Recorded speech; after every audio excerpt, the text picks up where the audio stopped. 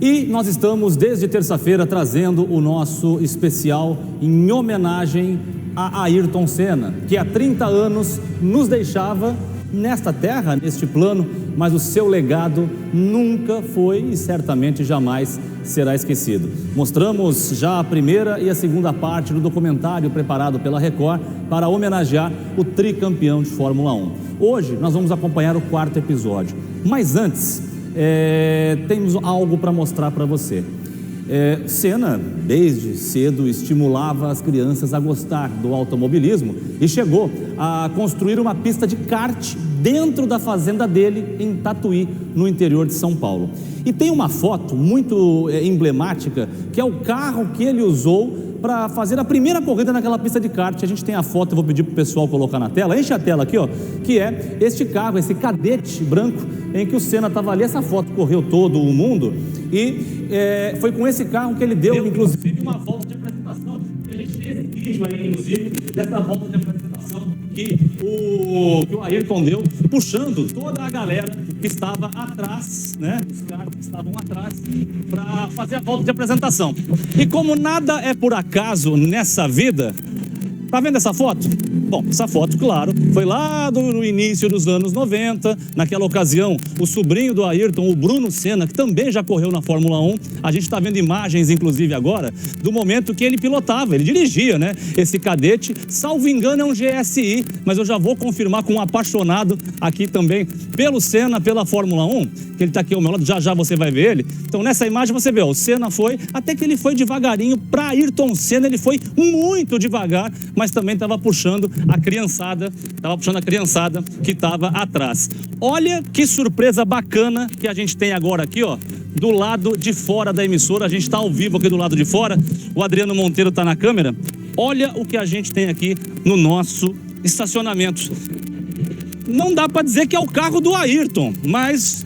Rafael, você fez de tudo para estar a cara do Ayrton, né? Sim, ele é um modelo 94, do Ayrton em Tatuí é o 92, né? Então, e o dele é logo que lançou o cadete GSI conversível, né? E agora, diz pra gente, você já tinha esse carro, você foi atrás dele para poder ter um igual? Conta um pouco da história desse cadete pra gente. Eu fui atrás. Eu primeiro comprei um 99, 95 coupé branco, e eu queria muito o conversível para ter o par em casa. Então eu tenho os dois, tanto o GSI conversível quanto o fechado tradicional que a gente tem. Agora eu quero saber, dirige muito ou deixa mais guardado, mais para namorar o carro? Não, gente, eu não saio nem na chuva. Você tá aqui então rezando para não chover. Rezando para não chover. Apesar que o Ayrton gostava de pilotar na chuva. Sim. Inclusive o carro, como é pintura original de fábrica... É original pintura? Original de fábrica. Tem alguns arranhãozinhos, alguma marca de pedra na frente, mas é tudo original de fábrica. Então a gente sempre preza para manter a originalidade, que é o que vale nesses carros antigos, né? Eu tô vendo aqui, não só pelo que a gente está mostrando do carro, mas você é um apaixonado pelo Ayrton, né? Sou. Como é que surgiu essa paixão? Eu era criança, né, em 94, sou de 84, quando ele faleceu eu tinha 10 anos de idade. Somos dois, então. Nós temos 40. Então, tipo assim, na verdade, a gente cresceu vendo ele pilotando e tal, vendo tudo isso, nossos pais acompanhando corrida, e isso tá no nosso sangue, era a nossa alegria de domingo de manhã. Verdade. Bom, agora a pergunta que todos nós, que eu também me considero um apaixonado pelo Senna, a pergunta que a gente já ouviu de muitas pessoas, e eu acho que você já ouviu umas 500 vezes. O que você estava fazendo naquela manhã de 1º de maio de 1994? Eu estava na Avenida Fábio, em frente à maternidade, na casa do meu pai. Estava jogando sinuca, eu, meu irmão e a minha irmã, na nossa área de lazer lá. E jogando sinuca, vendo a corrida. E TV ligada lá e a corrida passando. Sim, e aconteceu o acidente. E a gente torcendo pro Ayrton sair do carro, jogar a luva no chão bravo, porque ia ser a terceira corrida que ele não ia pontuar. Esperando isso, e a gente até viu a cabeça dele mexer, pô, ele tá bem e tal, mas infelizmente a notícia não foi das melhores. Ele nos deixou, mas o legado dele a gente até passa pros nossos filhos já, né? Sim, inclusive eu sempre falo com minha esposa, a pessoa não morre até o dia que param de falar dela. Então enquanto continuar falando dele, as lembranças, os ensinamentos, o cara continua vivo na nossa memória. E você é o cara que emprestou, inclusive, o capacete pra gente, que a gente tá mostrando, a gente tá cuidando bem direitinho dele, viu? Sim. Esse capacete eu também ando de moto, né? Então esse capacete mandei fazer em São Paulo, você paga um valor do capacete, mais o valor da pintura, e o cara te manda o capacete já pronto já. Imagino que assim, que você não deve emprestar muito ele, né? Você emprestou pra gente aqui, mas tava com o coração na mão. Sim. A gente fica preocupado, o capacete sempre acaba caindo da mão da pessoa, cai no chão, machuca, né? Mas como é pro Ayrton Senna, assim, é um motivo muito nobre, né? Pô, Luiz, eu falei, não, tem que participar, tem que ter, isso tem que ser divulgado, não tem jeito. Agora, você consegue fazer a mesma pose que o Ayrton fez no cadete? Eu acho que eu consigo. Mostra pra gente então, a gente vai mostrar a foto do Senna e agora a foto da imitação do Senna. Ele, que é um apaixonado pelo Ayrton, como eu, como tantos nós, a gente está vendo na foto, no canto esquerdo da imagem, o Ayrton Senna sentado no cadete dele, no cadete GSI dele. E aqui, o nosso amigo sentado no cadete dele para recriar essa foto, recriar essa imagem. Meu amigo, obrigado pela entrevista e que nós continuemos deixando vivo o legado, a história, o nome de Ayrton Senna do Brasil. Pô, muito obrigado por participar e trazer essa joia para vocês mostrarem aqui no Balanço Geral. Senna ou Schumacher? Senna, sempre. Schumacher falava, Senna é o número 1. Obrigado, meu querido. Obrigado pela confiança em nos emprestar esse capacete esses dias e por nos presentear com uma beleza dessa. Pô, tranquilo, brigadão. Valeu, meu querido. E agora você fica com o terceiro episódio do especial Senna 30 anos, o dia que nunca acabou. Quarto episódio que inclusive vai estar disponível no Equinócio Play daqui a pouquinho. Dá uma olhada. Em São Paulo, me encontro com o ex-piloto de Fórmula 1, Christian Fittipaldi. Você participou da reunião dos pilotos aqui domingo? Como todo piloto? Como todo piloto. Qual foi a posição do Ayrton nessa reunião? Muito preocupado. Você sentiu o Ayrton preocupado? Senti, porque é óbvio que foi uma reunião de pilotos mais pesada do que as outras. Acho que a preocupação de todo mundo em por que aconteceu isso. Estamos agora nos aproximando do setor do circuito onde ele viveu seus últimos momentos como piloto. Entrando nos boxes, esse trecho vamos percorrer dessa forma. Esta parte da pista permanece como era na época de Senna. E logo ali onde ficava o box da Williams de Ayrton Senna na época. As lembranças são inevitáveis. Tudo o que eu vi e observei aqui há 30 anos. A última corrida de Ayrton Senna. Esse é o último trecho dos boxes. Ali na nossa frente, a torre de controle, uma imagem épica, tradicional do circuito de Imola. Estamos agora chegando onde ficava a curva Tamburello. É difícil descrever em palavras. Exatamente aqui, o ato final. Estamos agora no local que jamais será esquecido, o local do acidente de Ayrton Senna. A curva Tamburello já não existe mais. Ela foi convertida em uma chicane um ano depois do acidente fatal. Há 30 anos, Senna entrava na Tamburello a uma velocidade de 307 km por hora. Ele começa a frenagem de sua Williams. A perícia revela que acontece então a ruptura da coluna de direção de seu carro. Senna perde totalmente o controle da Williams. Ela fica desgovernada. Ele vira passageiro de seu próprio carro. Estamos agora nos aproximando do destino final de Ayrton Senna. O ponto de impacto contra um muro de proteção a uma velocidade de 216 km por hora. Esse é o local. O choque violento e fatal. Aqui o homem vira lenda, Ayrton Senna da Silva.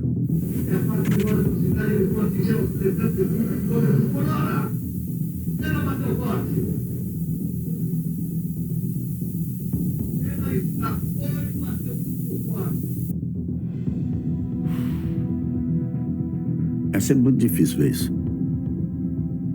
Mexe muito comigo.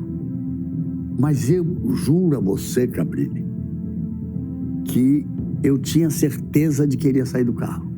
Aí eu tô assistindo o tempo inteiro. Ele bateu e a primeira coisa que me vem na cabeça é: graças a Deus ele vai chegar mais cedo em casa. Foi uma frase de alívio.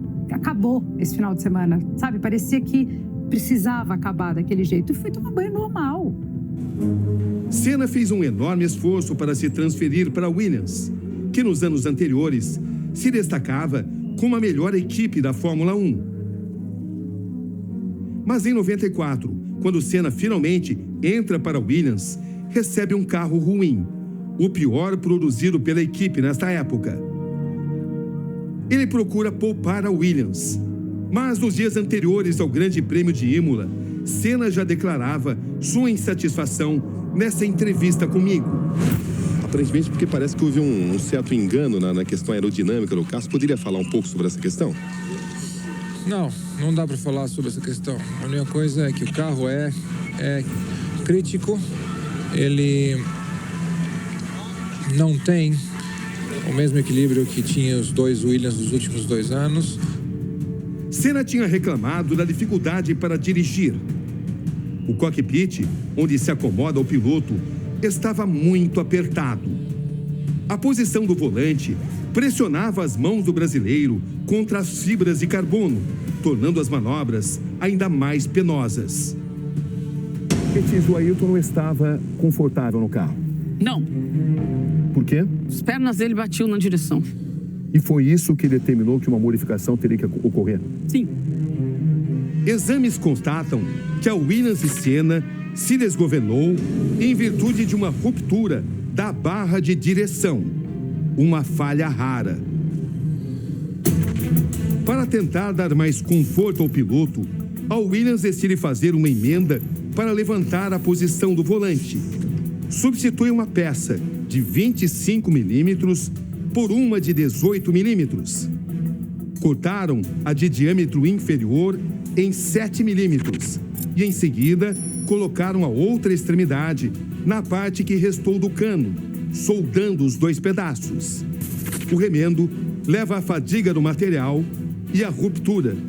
Uma modificação que muitos consideram até hoje artesanal, feita em parte no local da competição e, na parte mais importante, na sede da Williams. Uma intervenção mal pensada e mal executada. Esta é a conclusão dos peritos. Ele falou para você que o carro estava nervoso e para mim ele disse que o volante estava pesado. Ele falou das modificações de jantar? Não. Mas você sabia que foi uma modificação feita dentro do próprio autódromo? Não. Imola, não? Não, foi feita na fábrica. Eles chegaram com o carro assim já. Nada foi feito ali. Uma peça nova inteira foi redesenhada por ali. A telemetria revela que, ao entrar na Tamburello, a barra se rompe em 70% de seu diâmetro. O volante começa a oscilar. Senna percebe que algo sério está acontecendo. Tenta remediar, reduz drasticamente a velocidade, consegue diminuí-la em 50%. Quando está iniciando a tomada de curva, nota que a direção não responde. Ele tira desesperadamente o pé do acelerador. Ele consegue reduzir de 306, quase 307 km por hora, para 216.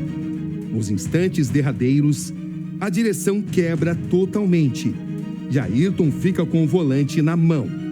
Tudo isso dentro de um foguete que não diminui mais sua velocidade.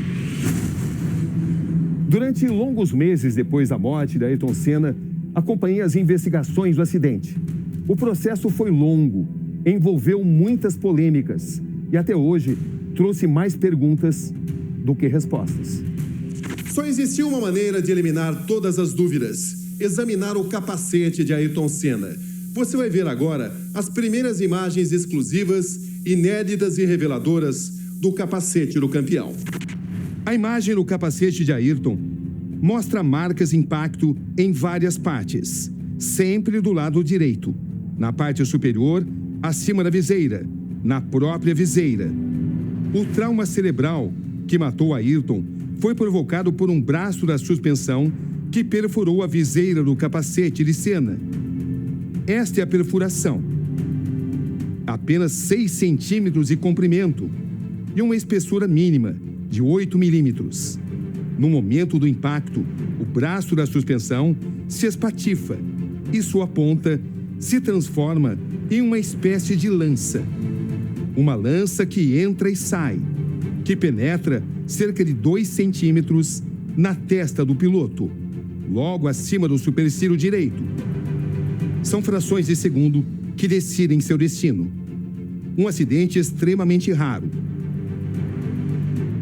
Fora uma contusão terrível, ferro entrar aqui. Ele não tinha uma marca no corpo. Saiu correndo em direção ao Hospital Maggiore de Bolonha. Conhecia bem aquele trajeto. O estado de Ayrton Senna é considerado muito grave. Evidentemente, existe o risco de vida. Naquela tarde, 1º de maio de 1994, fui um dos primeiros jornalistas a chegar aqui. Entrei exatamente por esse caminho. Lembro-me de ter passado por essa porta. Logo depois de entrar, tomei esse corredor. Caminhei por aqui, em direção ao local onde ficavam os jornalistas e também a sala onde eram realizadas as entrevistas coletivas, que na época eram comandadas pela diretora do Departamento de Reanimação do Hospital Maggiore, Maria Teresa Fiandri. Esse era o local onde eram realizadas as entrevistas coletivas, sempre comandadas pela doutora Fiandri. Depois de ouvir as notícias sobre o estado de saúde de Ayrton Senna, a gente já percebia claramente que não havia qualquer esperança.